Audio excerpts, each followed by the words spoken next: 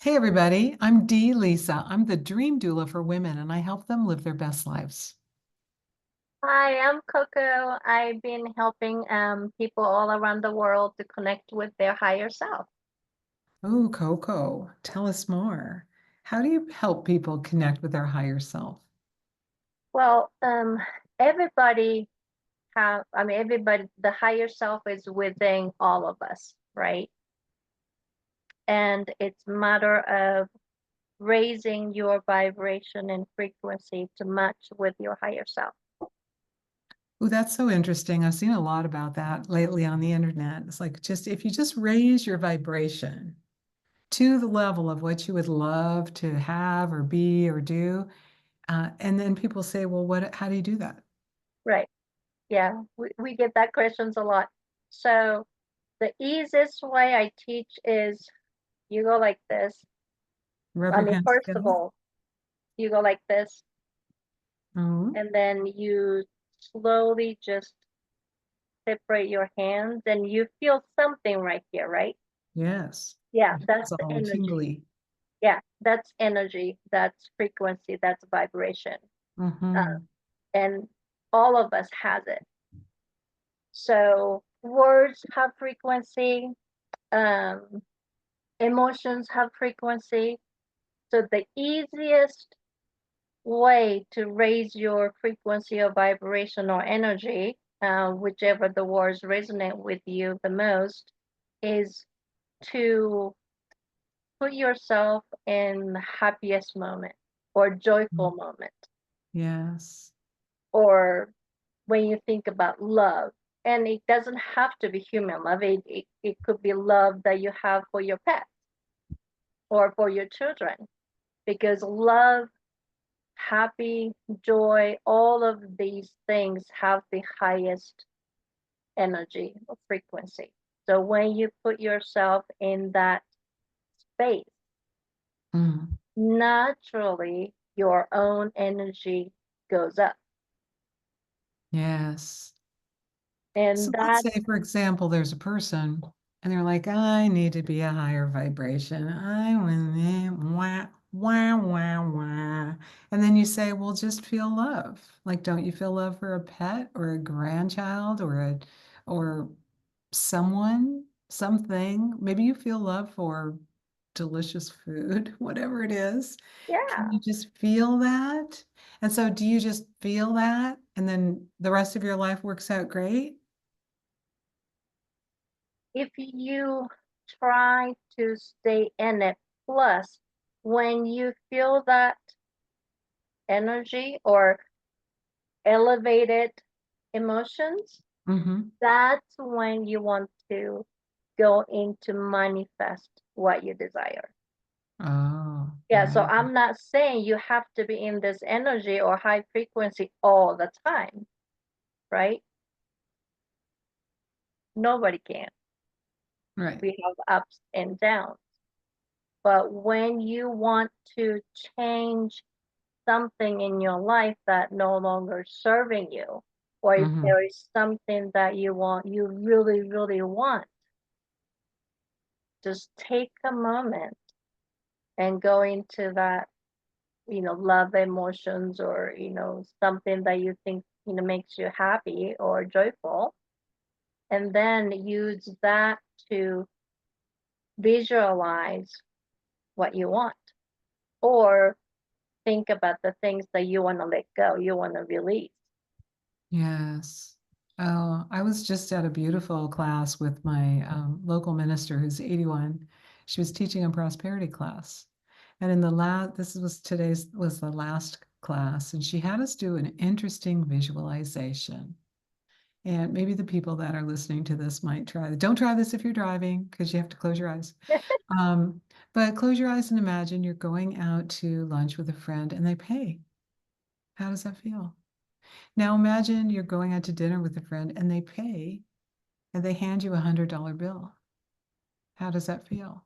Now imagine you're going to dinner with a friend and they pay and they hand you a check for $100,000.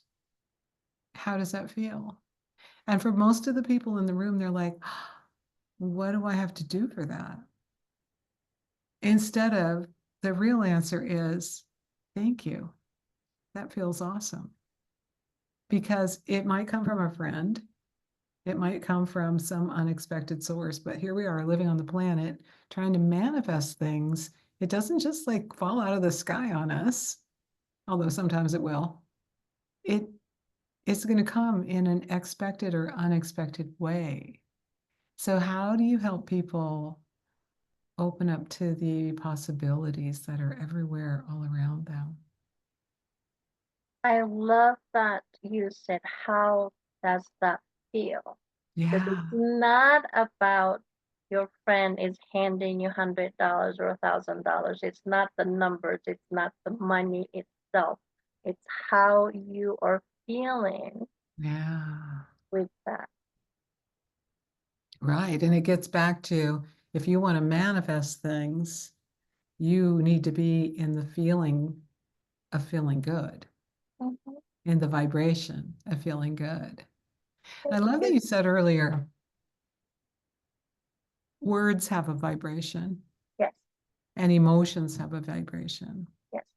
There's a woman that I know who lives here in town, and she teaches a story about a near-death experience that she had.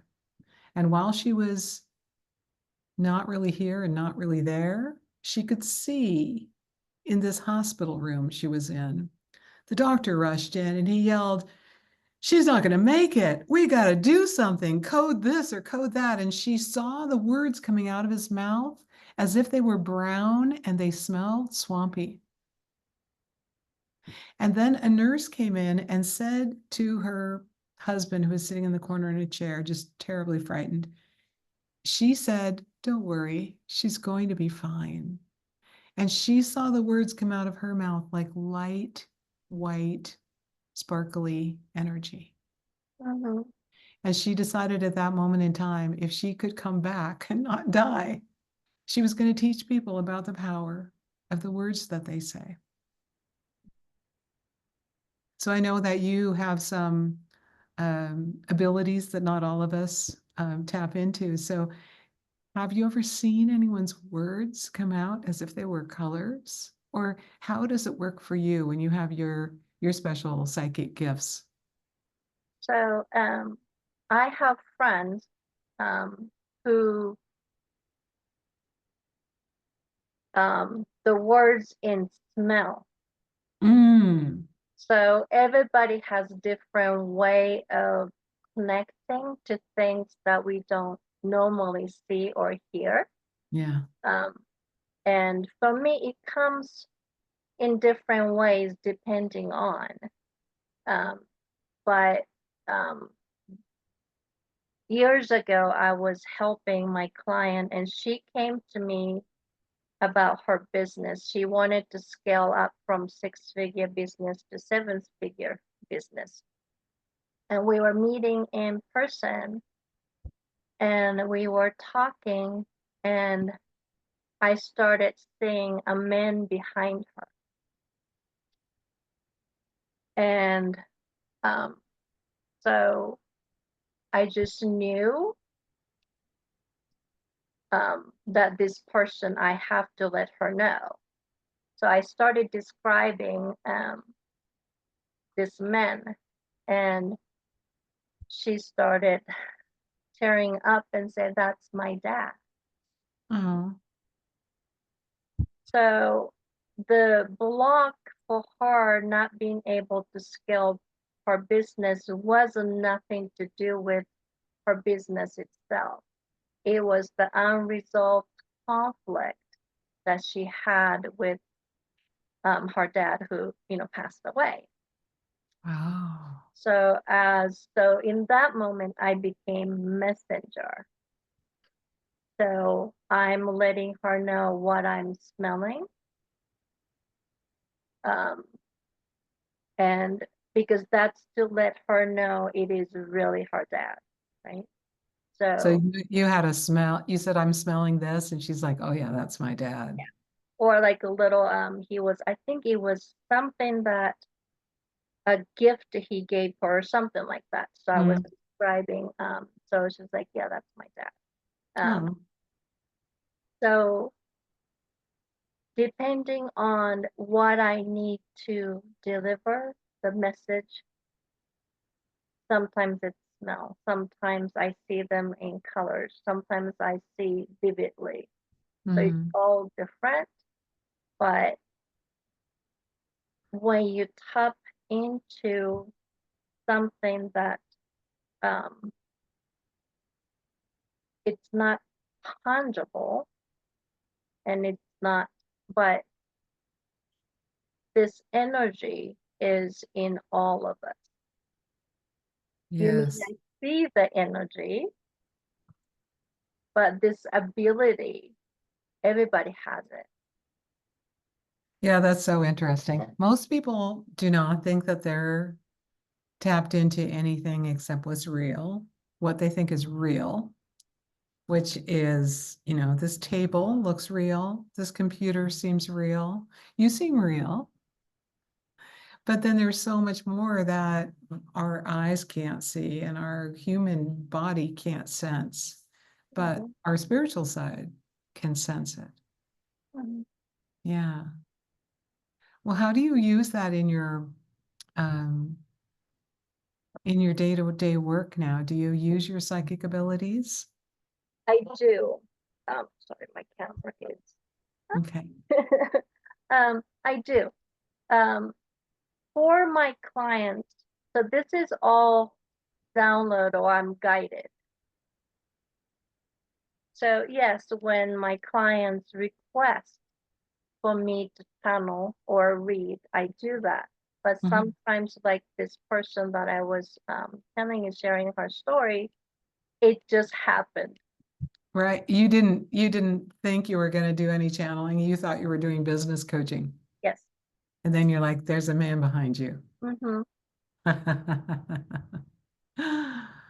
Oh, that's so fun. Mm-hmm. So sometimes I do forget because all the frequency are different. So Mhm. when I do the mediumship, the frequency is actually, for me, it's very low and it's almost cold, um, connecting with loved ones who crossed the other side. Did you say it's almost cold? Cold, yes, Okay. I feel cold. All right. And everybody's different, but this is just me. So when I'm Mhm. connecting with loved ones on the other side, I'm intentionally lowering my frequency to match theirs, which is low, and to me it's cold. Interesting. And then here's my normal Hmm. frequency. And when I want to tap into my higher self, or when I want download from the universe or angels or whatever we call them, um, I raise my frequency so I can receive Interesting. the. Interesting. Wow. So you can talk to dead people. It started with not my choice, but I do. Oh, tell me how it started. How old were you when you realized you had this gift? I did. I was born with this ability, Okay. and So I thought, always could do it. yeah, and then I thought I don't belong here, yeah, Oh, on yeah. this earth. So I couldn't connect with. I was a weird child. I couldn't connect with other kids, other people. I had a Hmm. really hard time. So I went inside the closet and I suppressed it as I grow up. Um, and then I met my mentor and like, oh, I am actually gifted. Yes. So how old were you when you met your mentor? Um, so I started using my ability when I started working with women and family in my 20s. Hmm. Um, and then, but I wasn't telling people that. Right. And in my 30s, I met my mentor, and And then I started connecting with um, other people just like me. Hmm. And then I started to speak openly about it. Nice. There's nothing to be ashamed of or hide. Right. I think for some people, they have that gift, and at a certain age, they're not ready to stand inside of that gift. Mhm. That's, it means they're different or unusual or special, and they want to just fit in with their friends. Yeah. Yeah. One of my daughters used to be able to see dead people, but it scared her so much. She's like, I don't want to do that. Right. She's like, And my youngest son used to connect with angels, but now that he's like 21, he doesn't want he to does. do that, or he just Yeah. got away with a little bit. But It's so interesting. I wonder when it'll just become part of our world that mhm, you know how to read and write and use your computers and talk to angels. It should be something they teach in school. mhm. Yeah, yeah. Well, you want to tell us the most interesting medium story, if you can pull one out of your brain. The most interesting conversation you had with someone who passed over. So I was touring in Mexico in like remote tiny villages that most houses don't have phones or TV or running water. Um, and it was interesting in the way that I felt ancestors or the history, from the ground up. Mm, And hmm. it was a little bit overwhelming. Um, and um, so I'm in this reality, but because I was in their land, so I was half here in reality and half in their um, ancestral like history or culture. Yeah. So and I met with um, I can't remember how old he was, but this spirit came to me for help. That he was fighting for battle or for his tribe or whatever, and he didn't want to, and he didn't quite understand the where he was after all these years. Oh, yeah. So he was caught in between here and there, Yeah. still fighting for his tribe Mhm. and wondering what was going on. Yeah. Oh. So you So helped him understand that he was in the in-between space and you helped him move on. I have to take a moment. I had to take a moment because it was very heartbreaking. Mm. And I felt that. So sometimes I physically feel the pain. Oh, And if there is like, um, I have this when I went to Pearl Harbor too. I feel the heat from all the fires. oh, So it's really, really intense. So I had to take a moment and then, come back to him. But that's another thing that important for medium is we also have to take care of ourselves and we have to be honest with ourselves right. because it used to be very, very overwhelming. I can see how it would be overwhelming. It would be like, I don't know what the analogy would be. Like you're a little kid and you ate too much sugar and now you're at a party and everybody's dancing and you're like, ah. I mean, overwhelm, overwhelm, overwhelm all around. And then you're seeing things that we can't see. Mhm. Wow. Wow. So I have worked on um, this mother came to me, her son was killed, or she believed he was killed. Hmm. So I had to go into the scene and give her what happened to him. Uh, so it is hard, but at the same time, I do appreciate that I am able to bring healing and closure. Yes. Yes. But that is not the work you do now, is it? I still do for friends and family sometimes, Okay. but I shifted my work to now I work with my partner helping couples um, who are having intimacy gap or desire gap. Uh, Meaning one has a higher sexual desire than the other? Or, yes, yes. yes. So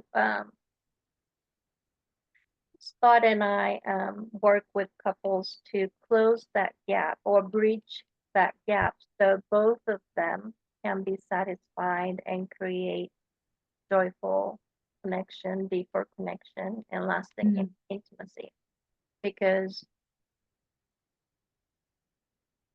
I do believe in all the work I've done and I'm going to, but I do believe that couples are the foundation of our society.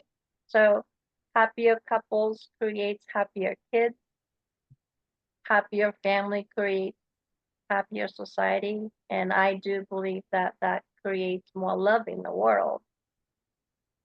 Oh, I totally agree with you. And I heard Mhm. someone today who has a similar mission as you. Her idea is that women, specifically women, aren't having enough orgasms, and that is creating problems in all other areas of their life, in their job, in their relationships, in their health, in their well-being. That the woman needs to be satisfied to be fully present and available to do what she needs to do in the world.